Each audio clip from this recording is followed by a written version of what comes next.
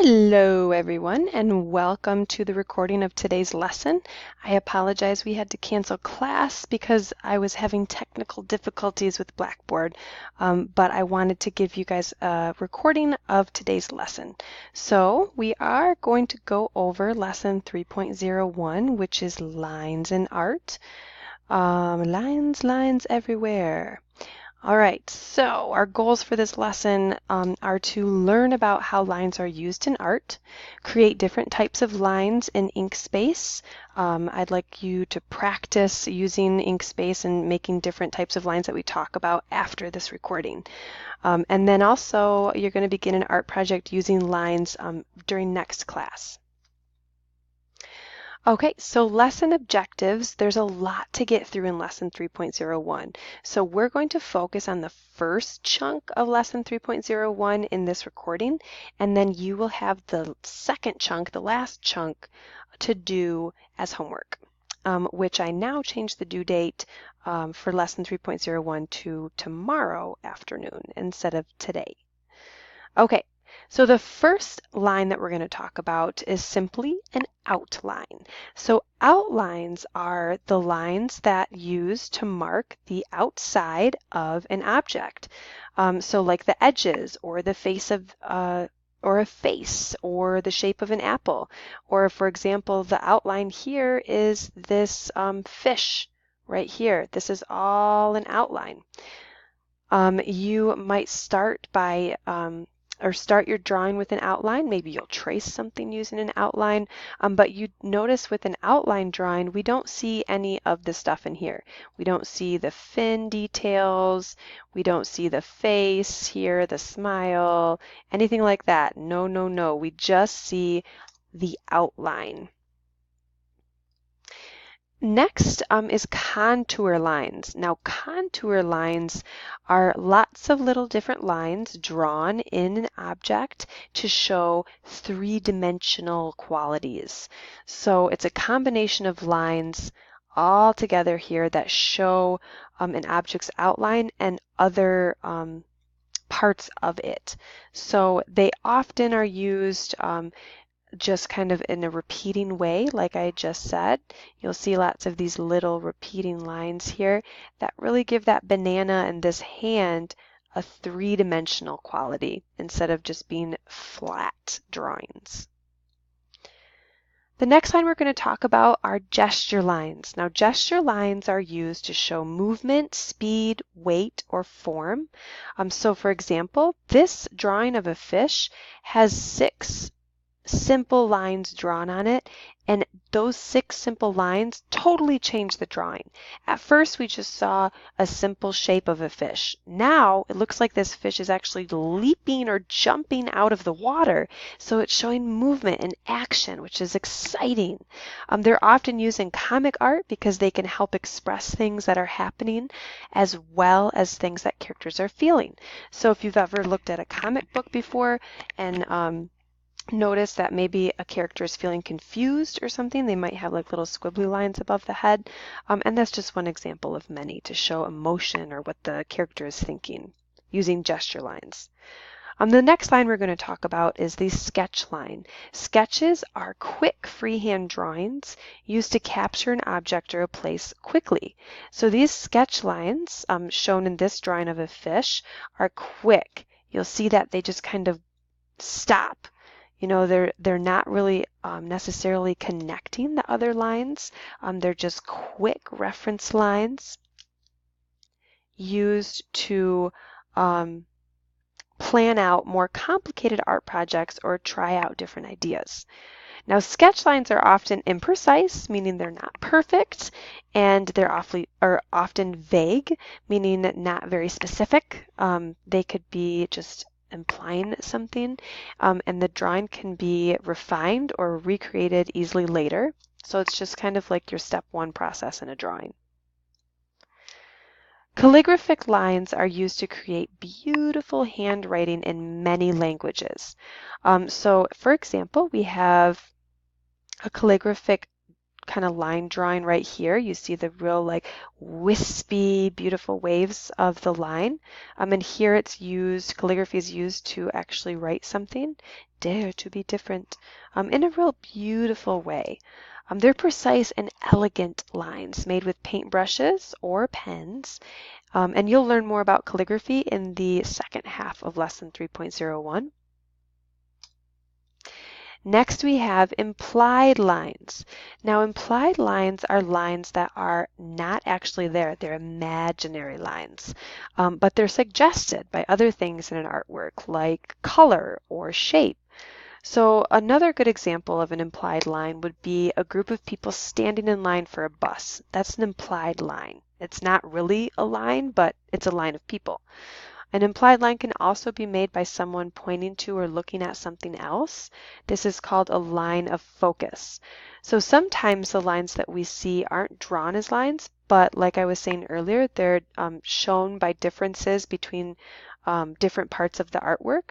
So for example, when two different colors meet up with each other in an artwork, implied lines are created. So here we have like this blue fin that meets up with the light blue fish.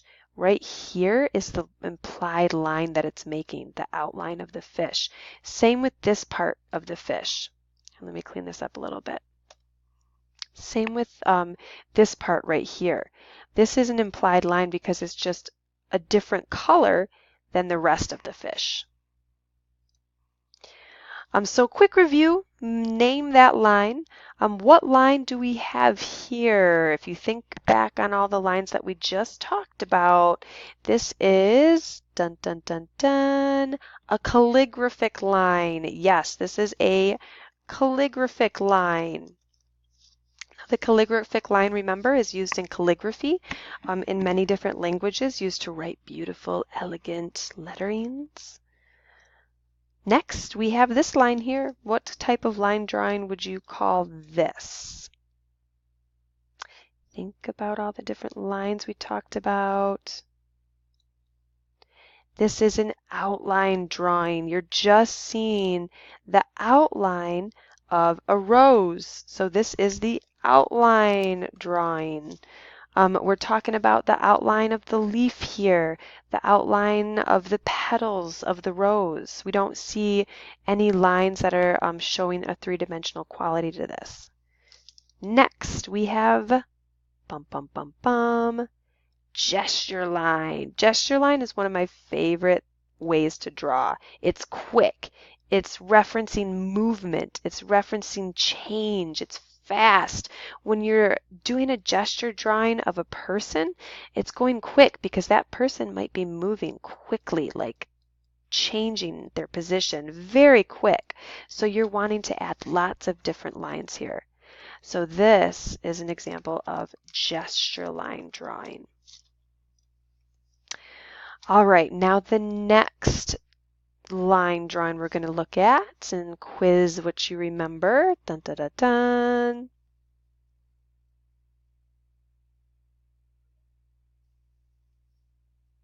Can you guess? This is contour line drawing. See all these lines within the hand? All these different squiggly lines showing kind of shadow. It's giving it a three-dimensional quality, right? It's not just looking like it is a flat outline drawing of a hand.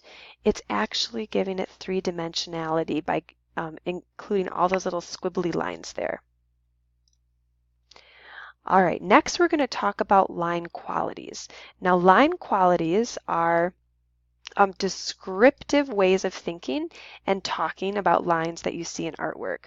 So instead of just saying line, line, line, line, we're going to give you a couple vocabulary terms or different words to use while we're talking about lines. So when you look at a piece of artwork that uses lines, it's helpful to have words to describe what they are and what the artist is using. So easy words like this, width, we're talking about how thick a line is, how thin a line is, how fat or how skinny it is. So we might have, for example, a really fat line or thick line, and then we might have a really thin line next to it. So width is a great descriptive word of lines that we will use often. Length is another descriptive word we'll use when talking about lines. A line can be long, or it can be short, tiny, boop, little dot. It can be continuous, meaning it has no gaps, or it can be broken up into like a dash line, into many shorter lines. Next, we talk about direction. Now, direction is which way a line goes. So is the line going up and down? Is it going side to side? Is it going diagonal? If it's going up and down, guess what? It's vertical. If it's going side to side, it's horizontal. And if it's going from corner to corner, it's diagonal. Then we talk about shape. So what is the shape of a line? Here we have a shape, which is a recognizable rectangle, but we're not really talking about those kinds of shapes here. We're talking about shape as it relates to line. So a straight line has no bends in it, so it goes straight in one direction. A curved line is going to be a line that bends. It's not straight, it curves, it changes in direction, right? It started going up and then it started going horizontal and then it's going down. It's going in all different directions here. And a zigzag is that zip, zap, zoop, zap, zigzag line that we see often in certain patterns. Next, we're going to talk about focus. Now, focus describes whether the edges of a line are sharp or blurry. Now, a sharp line has straight edges, clear boundaries. You know what it is, you know where that line starts and stops. Pens are great at making straight lines or sharp lines. Blurry lines have soft edges. They can fade into what's around it. Painted lines or lines drawn with chalk or charcoal are great examples of blurry lines. Now, we're not going to do this quick review because you're not in here with me, but practice in Inkspace using all types of different lines that we talked about in this quick review. You can stop the recording, pause it, and practice some lines. Maybe rewind to see what lines we talked about if you already forgot, which is no problem. That's what's cool about recordings. And then, of course, is our homework slide. Now, I dialed it all up with our class canceled stuff, but let me just get rid of that so we can see just the homework stuff here. So, today's homework is to review lines in art, calligraphy, artist profile, and lines in art, which is the second part, in lesson 3.01. So if you'll notice, you have a really big checklist. We finished the top portion of the checklist. You're responsible for the bottom portion of the checklist, which is lines in art, calligraphy, artist profile, and lines in art.